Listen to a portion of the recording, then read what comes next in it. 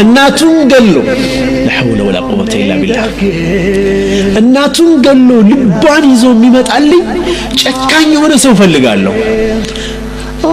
ጭከና የሚያስፈልገው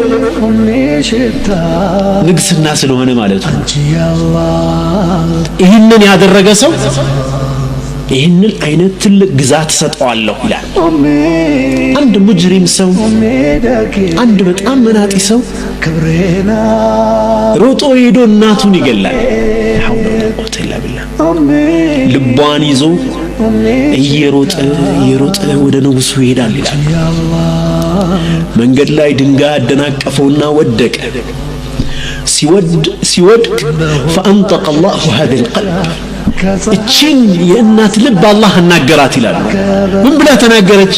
ልጄ ተጎዳህብኝ ወይ ያለችው ይላል። ሱብሃንአላህ ልጄ ተጎዳህ ወይ፣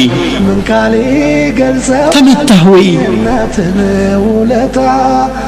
ገሎ ልቧን አውጥቶ በእጁ የያዘችው ልብ የእናትን ረሕማ ለማሳየት አላህ አናገራት ይላል። እናት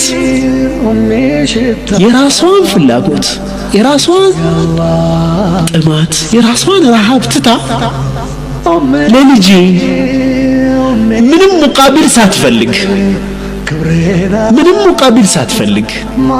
እንዲህ ስላደረኩት እኮ እንዲህ አድርግልኝ አድርጎ ወላሂ ይህንን አያስቡም እናቶች ይህንን አያስቡም።